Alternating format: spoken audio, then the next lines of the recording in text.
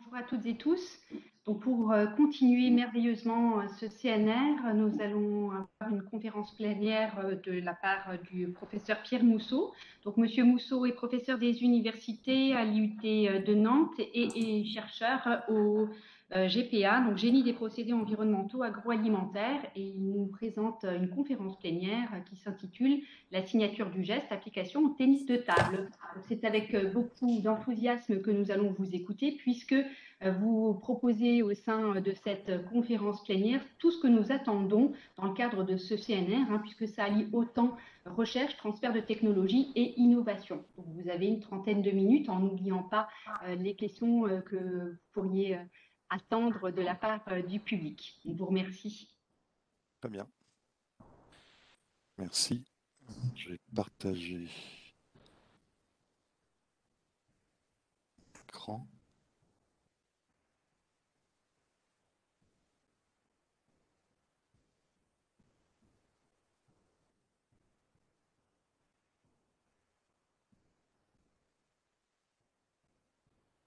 Alors, ça fonctionne là?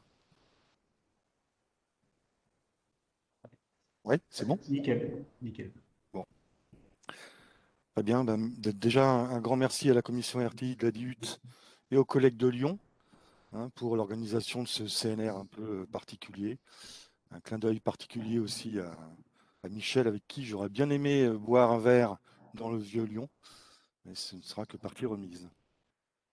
Donc, on va vous présenter, je dis on parce qu'on va être trois intervenants sur cette présentation.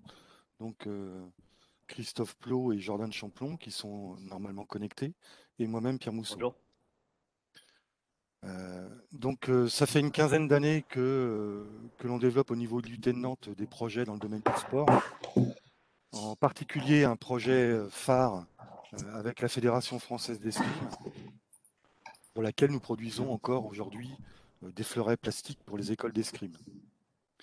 Alors là, on va changer un peu de sujet, on va parler de tennis de table, avec un projet qui a démarré en septembre 2020.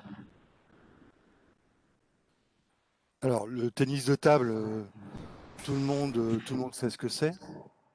On l'appelle également ping-pong ou ping. Et je pense qu'ici, tout le monde s'est déjà essayé au tennis de table, au ping-pong, dans un salon ou dans un camping après un barbecue bien arrosé. Donc, sur la vidéo de gauche, que vous pouvez voir, c'est nous, en fait, quand on joue.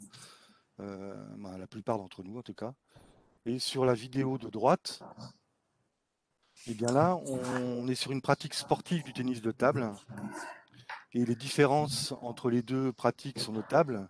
D'une part, la table qui est horizontale, je ne parle pas de la tenue vestimentaire. Le sol est spécifique et surtout, l'engagement physique du joueur n'a rien à voir. Le geste est également très différent. Donc, si on regarde un petit peu plus près en détail la gestuelle au tennis de table, on va regarder cette vidéo là donc c'est Damien qui joue. Damien, c'est un joueur professionnel, Damien Provost, joueur professionnel qui est 30e joueur français. Donc c'est un joueur qui maîtrise parfaitement la technique du tennis de table. Et donc le geste, il se décompose en une phase de préparation là que l'on voit là actuellement à l'écran. Donc cette phase de préparation consiste en une rotation légère du bassin et puis avec un bras qui va venir vers l'arrière du corps en préparation de la balle qui devrait arriver pour repartir vers l'avant. Donc là, on voit la balle arriver. Dans ces conditions-là, le joueur, il rebascule la force vers l'avant. Donc il va faire pivoter son bassin, avancer l'avant-bras, déplier le bras et accélérer au niveau de l'avant-bras et de la main. Et donc la maîtrise du geste passe par la maîtrise précise de toutes ces étapes dans la préparation et dans l'impact.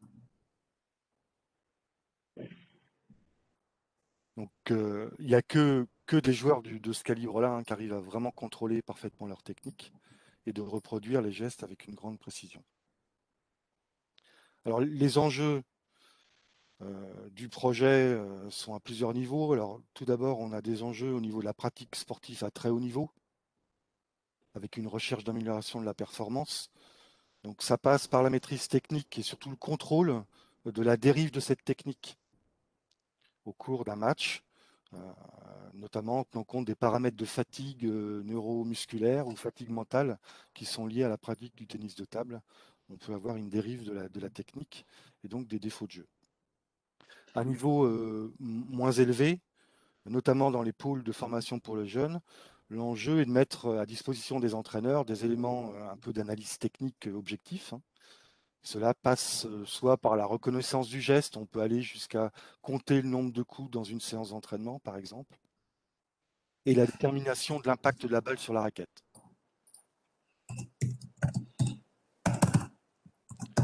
Alors, fort de tous ces constats, on a décidé de développer un projet autour d'une raquette instrumentée qui permet d'établir la signature technique d'un joueur.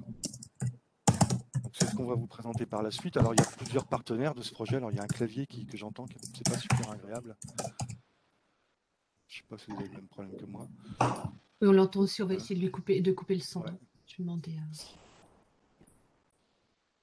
donc, il y a différents partenaires sur ce projet. Alors, ce qu'il faut retenir globalement, c'est qu'on est sur un projet dont le barycentre est très fortement IUT de Nantes, puisqu'il s'appuie sur des expertises techniques transversales, à la fois en mécanique, en électronique, un peu en thermique, de l'IUT de Nantes, du service technique de l'IUT de Nantes. Et puis, on a fait un recrutement spécifique de Thibaut depuis le mois de septembre pour travailler, qui est un ancien étudiant du master IT de l'IUT, qu'on dispense au niveau de l'IUT, pour travailler sur le projet.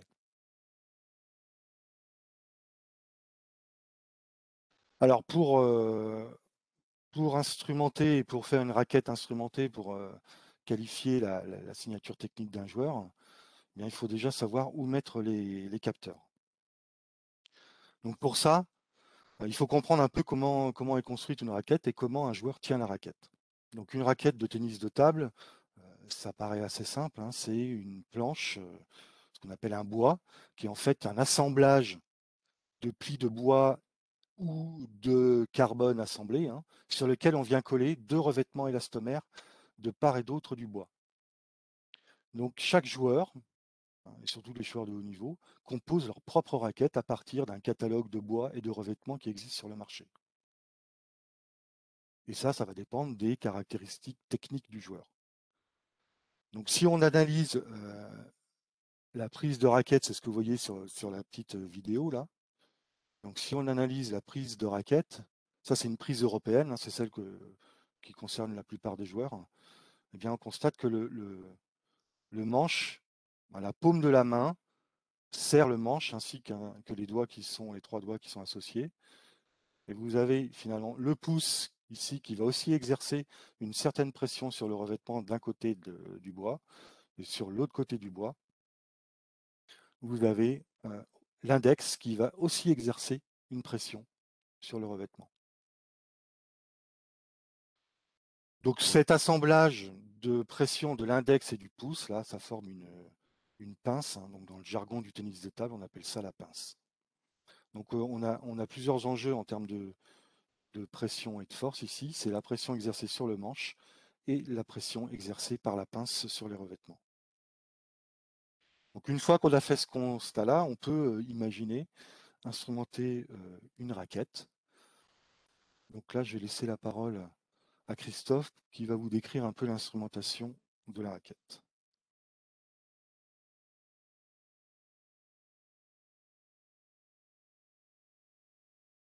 Allô?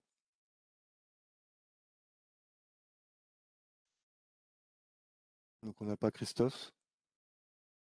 Non, il doit avoir. Vous m'entendez, moi? C'est Chris. Ah, si. Non, je vais parler à sa place. Il doit avoir Ouais. des problèmes de connexion. Il court un peu après le service informatique depuis ce matin. Donc ici, on va avoir deux types de capteurs. On va avoir des capteurs statiques et des capteurs dynamiques. Donc dans la raquette instrumentée dans le manche, donc en bas à gauche, on va retrouver accéléromètre et gyroscope, donc, qui vont permettre de mesurer l'accélération de la raquette lorsque le joueur va impacter la balle. À droite, on va avoir des capteurs d'IFSR, donc ce sont des capteurs résistifs qui ont la particularité d'avoir une forte dynamique, c'est-à-dire qu'ils sont parfaitement en adéquation avec la force exercée par le pouce et l'index sur la raquette. Et enfin, on va avoir un dernier capteur dans le manche de la raquette, un capteur qui permet de mesurer en fait la pression exercée par la paume de la main sur le manche de la raquette. Ensuite, on a une électronique qui est constituée principalement d'amplificateurs opérationnels qui permettent de conditionner les signaux, et eux, en fait, ils se trouvent dans un petit boîtier qui est externe, hein, qui se trouve à la ceinture du joueur. Voilà pour l'implémentation de cette raquette. Ok, donc Je rajoute juste qu'on a également expérimenté d'autres capteurs, et notamment, on voit sur l'image de droite des capteurs pour mesurer l'humidité et également la température, qui, on l'espère, pourrait nous donner des indications sur, par exemple, sur l'état de fatigue du joueur. Et puis, ce qu'on peut voir ici, vous l'avez peut-être remarqué, mais c'est une raquette pour gaucher. Voilà. Et alors là, j'ai Christophe qui vient d'arriver à côté de moi, mais juste trop tard. Bonjour Donc, à tous quand même. donc la particularité aussi, c'est d'avoir des capteurs ici résistifs de très faible épaisseur, de façon à avoir un système de mesure qui soit le moins intrusif possible, hein, même si on le voit aussi au niveau du manche, où finalement ben, on est obligé de creuser à l'intérieur du manche pour venir placer les capteurs. Donc on a quand même vérifié que finalement on est en gros sur la masse de la raquette, on est à 3% de variation de masse par rapport à la raquette vierge. Et Damien Provost, là, c'est sa raquette de jeu, hein. Damien, lui, n'a pas vu de différence, hein, dans la sensation de jeu. Alors une fois qu'on a instrumenté la raquette, eh bien, on peut passer aux phases de mesure. Donc là, vous voyez la plateforme, hein, qui a été installée pour les mesures. Donc elle est composée évidemment d'une table de ping, d'un joueur qui sait normalement renvoyer la balle, et puis surtout ici, ce que je voulais vous montrer, c'est cet élément-là, là, qui est un robot lanceur de balles, puisque dans le travail, l'objectif, c'était dans un premier temps d'enlever l'adversité, hein, donc l'incertitude liée à la présence de l'adversaire, en utilisant un robot qui a les particularités de pouvoir envoyer des séquences de balles, hein, jusqu'à 30, 50, si on peut aller jusqu'à 70 balles, je crois, ben, bref, de balles régulières pour lesquelles on peut imposer à la fois la vitesse de la balle, l'endroit d'impact sur la table et l'effet donné à la balle. On a deux types d'effets, un effet coupé, un effet lifté. Et avec le robot, on peut imposer ce type d'effet. Donc là, quelques exemples de mesures. Donc là, sur cette vidéo, donc, on voit les signaux, on va voir les signaux un peu plus loin enregistrés lors d'une séquence en coup droit. Donc la balle, elle arrive avec un effet coupé, hein, on est sur un effet coupé, donc le joueur il est obligé d'avoir une action importante pour remonter la balle et la faire passer par-dessus le filet. Et là, sur les signaux que vous voyez ici à droite, ben, vous avez en jaune l'accélération, la norme de l'accélération qui est donnée par le capteur, l'accéléromètre qui est dans le manche. Et puis sur les signaux bleus et verts, vous avez les signaux mesurés par les capteurs résistifs, donc on va dire les signaux pression, force, dans le manche et au niveau du pouce et de l'index. Et le top ici, le signal brun ici, c'est le top départ de la balle du robot.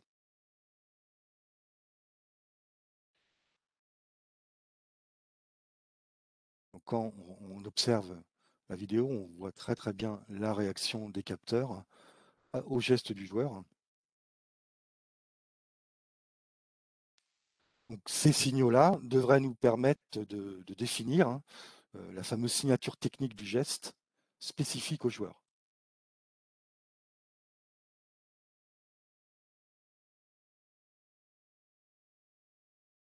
De la même façon, sur cette vidéo, on voit le signal enregistré sur un top spin revers cette fois-ci, hein, donc vous voyez l'engagement du joueur sur le revers. Et les signaux qui sont mesurés. Donc vous voyez, là encore, la convention, c'est toujours la même. L'accélération en jaune, en vert et en bleu, les pressions. Donc c'est très net sur le revers. On voit déjà une prépa. Hop, là, j'ai perdu la main. Je vous la remontre.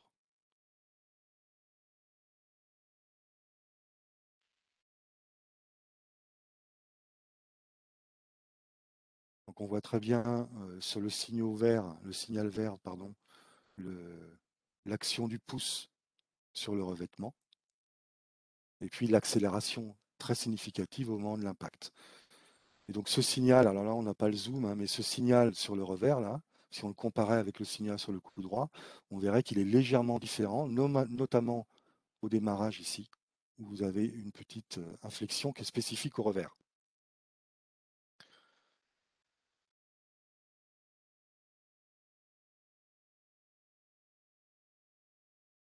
Là, donc après, on peut aller encore un peu plus loin. C'est ce qu'on a fait sur un essai, hein. Là, ce qu'on vous montre, c'est peu d'essais, mais donc c'est en condition de match. Donc là, on a Damien à droite qui a la raquette instrumentée, votre serviteur qui sert de serre-fil, là, qui tient le fil qui est relié à la chaîne d'acquisition. Et en condition de jeu, eh bien, on peut enregistrer, on le voit sur le signal en bas, on a la réaction de l'accéléromètre ici, hein, on n'a mis que l'accéléromètre en norme.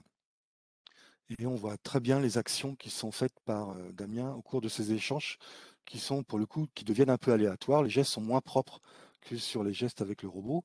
Et donc l'objectif, un des objectifs du projet in fine, ce sera d'être capable de repérer parmi ces signaux, ce signal bleu là, l'ensemble des signatures techniques qu'on a pu repérer avec le robot.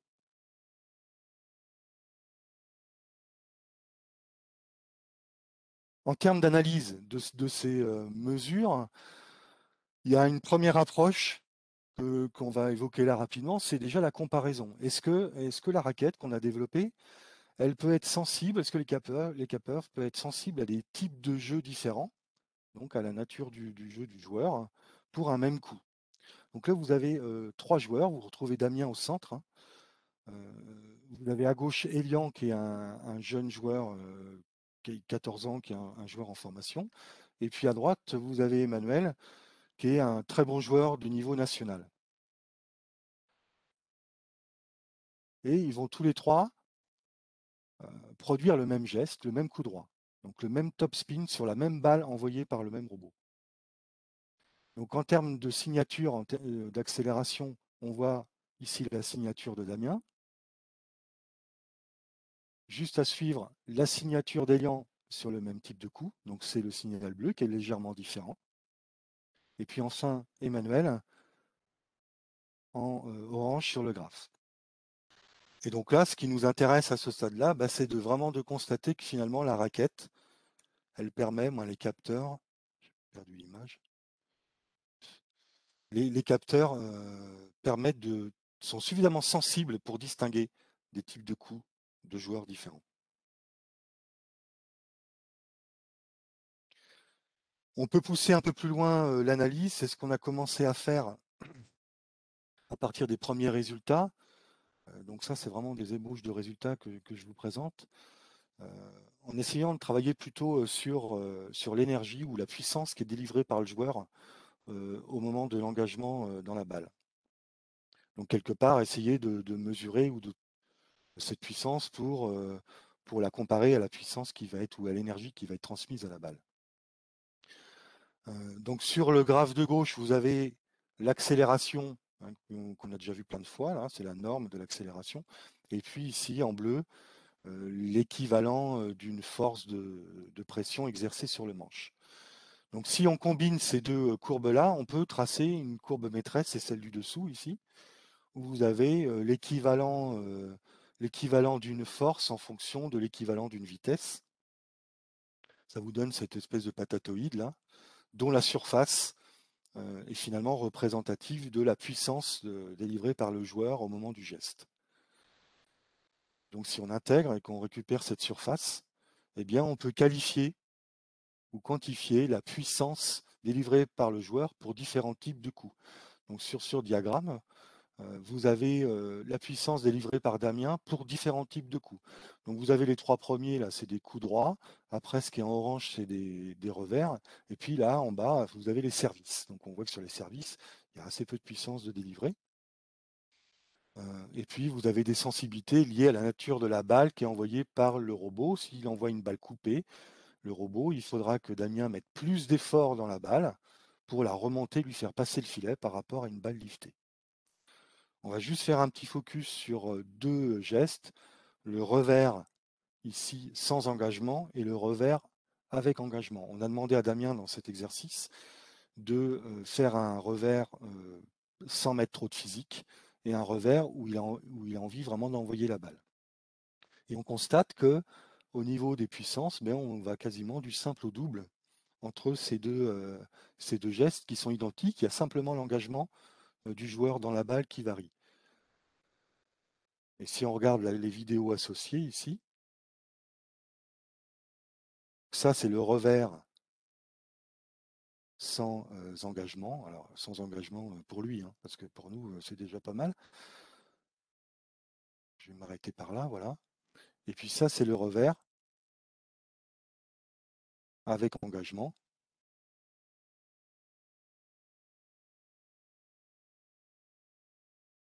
Voilà. Donc vous voyez là physiquement, la position n'est pas la même. Les appuis au sol ici sont beaucoup plus importants dans le revers avec engagement. Donc il y a beaucoup plus d'énergie mise dans le sol et qui va être restituée après au niveau du bras. Et donc ce qui est là aussi intéressant, c'est que finalement notre raquette, nos capteurs, même sur une première version comme aujourd'hui, sont assez sensibles pour détecter ces variations-là.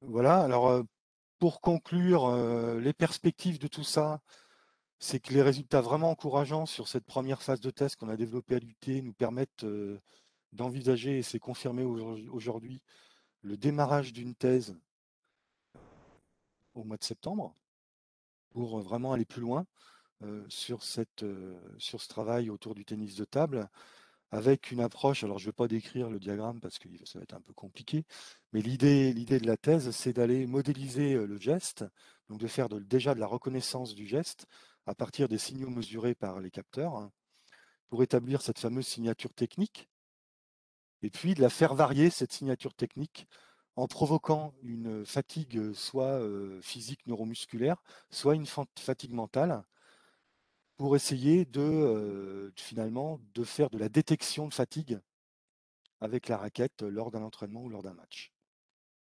Donc pour ça, on va s'associer à deux laboratoires, hein. Un laboratoire, une équipe d'accueil de l'UFR STAPS de l'Université de Nantes qui s'appelle Motricité, Interaction, Performance pour toute la partie fatigue.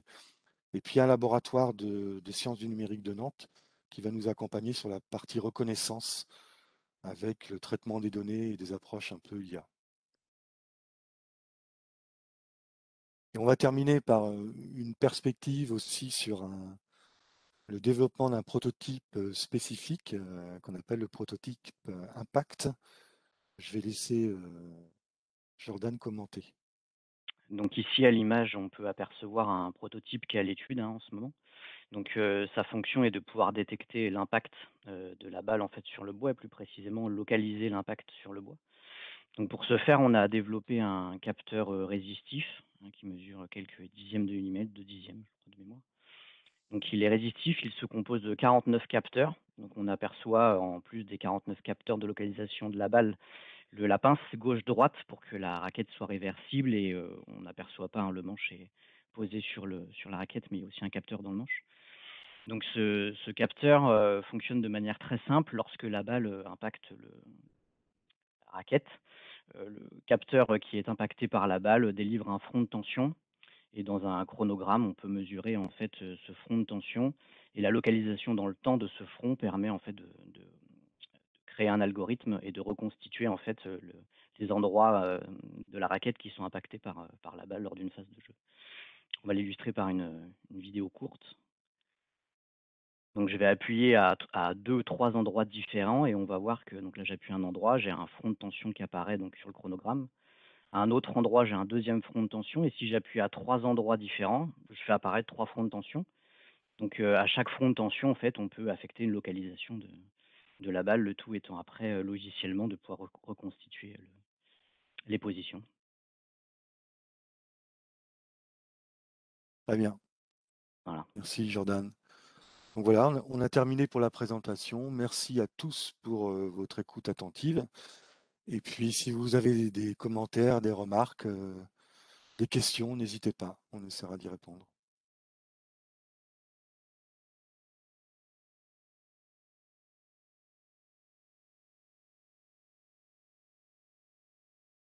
Alors, s'il n'y en a pas, moi j'en ai une, s'il vous plaît. Merci pour cette belle présentation.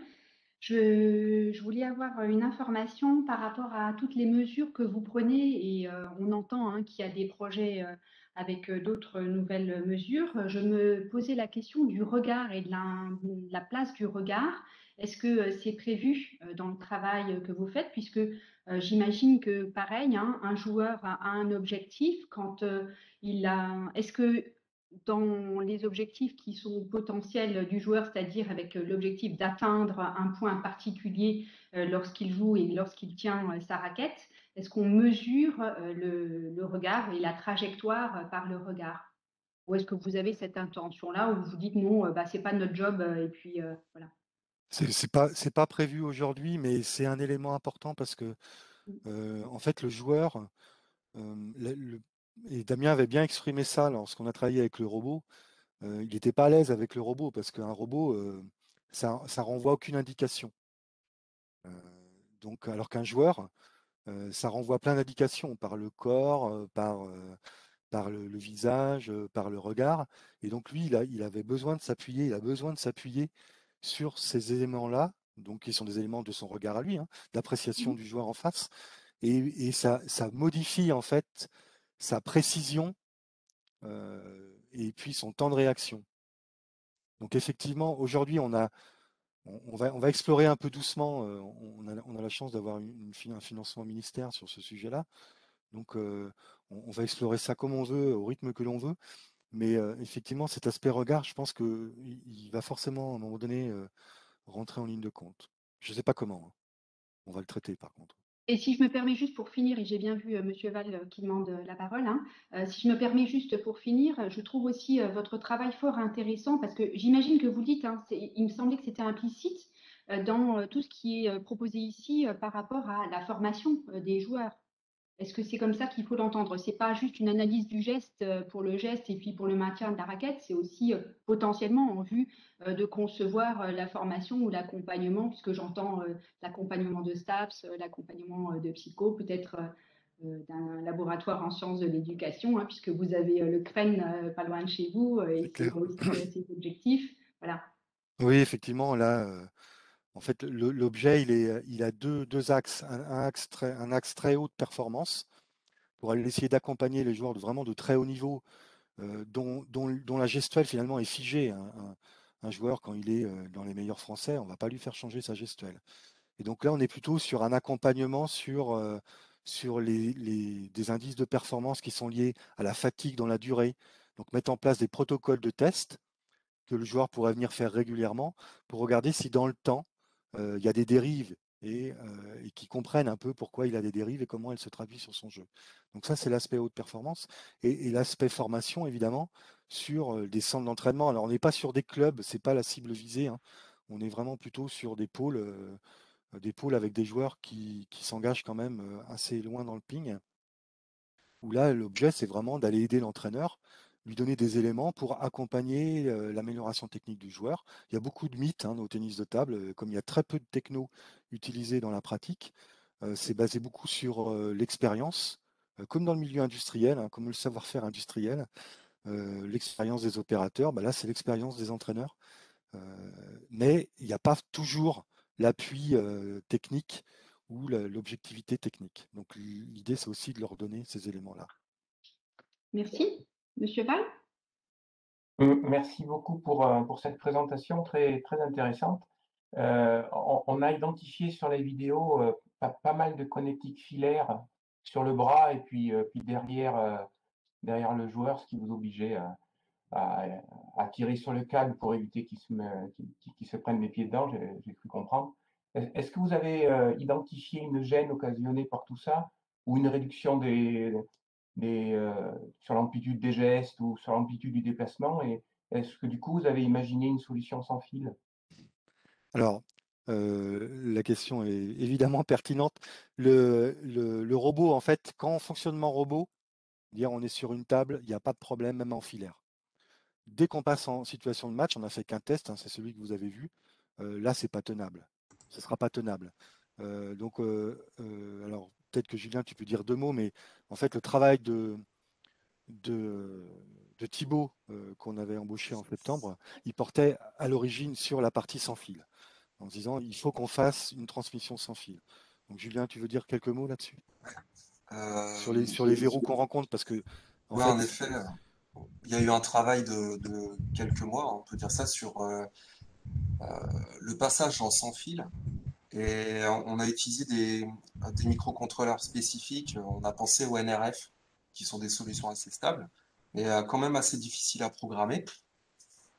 Et les principales difficultés qu'on rencontre, c'est que c'est très difficile d'avoir une fréquence d'acquisition suffisante, parce qu'il faut bien voir que là, on a une dizaine de capteurs et on est à la milliseconde. Et théoriquement, les microcontrôleurs qui permettent de transmettre des mesures sans fil peuvent le faire. Dans la réalité, c'est beaucoup plus compliqué. Et surtout, on a des variations dans la fréquence d'acquisition. Ce qui peut pour nous poser problème parce que à partir des mesures, on a quelque chose dont on n'a pas parlé ici, qui est le traitement, l'automatisation du traitement. Et il nous faut, par exemple, détecter l'impact. Donc on a cette problématique-là. Euh, ce qu'on identifie, en fait, c'est surtout un périmètre, hein. On cherche à savoir dans quelles conditions on pourrait passer en sans fil actuellement. C'est peut-être surtout ça. en réduisant le nombre de capteurs. Pour l'instant, on a mis Exactement. plein de capteurs, mais ça se trouve, dans la pratique, il y aura besoin de moins de capteurs Et la fréquence d'acquisition aussi. aussi. Ok, merci.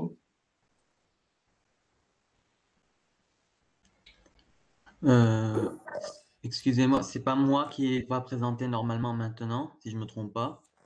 Oui, j'étais en train de vous répondre, mais on termine la plénière. Ah, d'accord, merci. Juste, j'ai peur, j'ai peur. Ouais, ok. Pas de souci. Y a-t-il d'autres prises de parole? Oui, j'avais une remarque. Pourquoi ne pas... est-ce que c'est possible de faire l'enregistrement directement et mettre tout dans la raquette et vous récupérez sur une carte SD toute l'acquisition et traiter après, quoi? Ça fait partie des choses qui sont envisagées, oui. Au moins dans un premier temps, d'avoir au moins un boîtier. On va garder un boîtier assez gros derrière le joueur, mais qu'on puisse stocker la donnée et puis qu'on la récupère après. On a gratté du côté des mémoires internes, ce genre de choses, des mémoires flash. C'est pas si évident que ça parce qu'il n'y a pas beaucoup de place quand même dans le. Christophe à côté de moi pourrait le dire, hein, comme il a positionné les capteurs, mais c'est vraiment réduit en termes d'espace. Oui, puis il y a une dimension aussi énergétique, hein. À un moment donné, si on veut faire une raquette totalement autonome, il faut aussi envisager d'avoir une source d'énergie embarquée, ce qui d'une part modifie les caractéristiques dynamiques de la raquette, mais aussi en termes d'encombrement, on devient très très limite à ce moment-là. Ou alors mettre sur le joueur. Oui. Et porter juste la partie énergie sur le joueur et le stockage. C'est exactement ce qu'on pense. Je pense que ça va être la solution hybride à laquelle on va s'orienter. On ne fera pas l'économie d'un boîtier fixé à la taille du joueur ou sur le bras. Par contre, supprimer la liaison filaire entre ce boîtier et la centrale d'acquisition, oui, ça c'est un objectif qui est tenable. Le tout autonome, raquette totalement autonome qui ne serait pas modifié en termes de caractéristiques, je pense que là, ça va être un peu plus compliqué.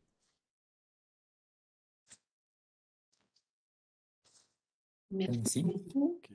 Y a-t-il d'autres prises de parole? Ouais, je veux bien, moi. Oui, oui, je suis visible. Alors, j'ai plein de questions, parce que le sujet il est super intéressant. Il y a une interface de plein de choses. C'est l'analyse. Alors, si j'ai bien compris, c'est l'analyse du geste, mais quand on regarde le dernier diagramme, on peut aussi imaginer que derrière, il y a de la recherche sur le revêtement qu'on va coller sur la raquette. Je m'attendais plus à voir ce type de thématique, Pierre, sur le type de matériau qu'on colle dessus. Je ne veux pas dire non, parce que je ne sais pas si c'est du polymère, du caoutchouc ou autre chose. Donc, cet aspect, enfin, la recherche que tu as présentée, que vous avez présentée tous ce matin, c'est l'instrumentation de la raquette. Pourquoi le choix de la raquette? Est-ce qu'on n'aurait pas pu instrumenter le joueur? Là, il y a des gants qui existent. J'imagine qu'il y a des problèmes d'échantillonnage qui sont peut-être pas suffisants. C'est pas la même précision. On peut aussi faire de la reconnaissance par des caméras qui vont analyser le mouvement du bras du joueur. C'est quoi pourquoi le choix en fait d'instrumenter la raquette si je peux en poser qu'une de questions? Oui, mais en fait, l'analyse vidéo, elle existe déjà en partie, hein. C'est des traitements très très lourds. Et puis il faut un équipement. Là, l'idée, c'était d'instrumenter l'objet qui est l'interface entre le joueur et la balle, pour que on ait des indications qui soient au plus près de la balle. Et assez peu intrusif, hein. C'est pas encore le cas, mais l'idée, c'est de pouvoir instrumenter, qu'on récupère la raquette d'un joueur, et puis on vient lui mettre simplement un ou deux capteurs, les capteurs pertinents aux endroits qui vont bien, et qu'après, il y a un minimum de batterie technique autour de la raquette. C'est la raison pour laquelle, naturellement, on s'est penché sur cet objet-là. D'accord. Parce qu'il y a déjà des analyses.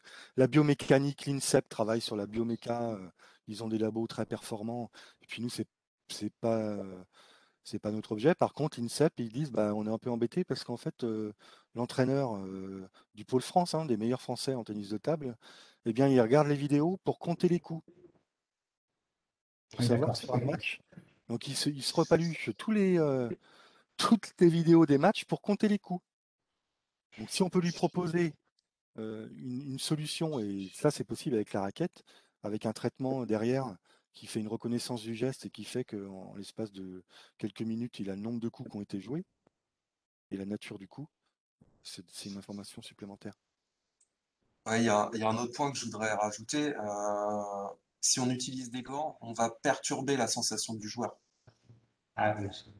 Il y a ce côté-là. Et puis ce qu'on a remarqué nous aussi entre une analyse vidéo, parce qu'on a des caméras aussi, hein, peut-être pas ultra rapides, mais on a des caméras quand même assez rapides.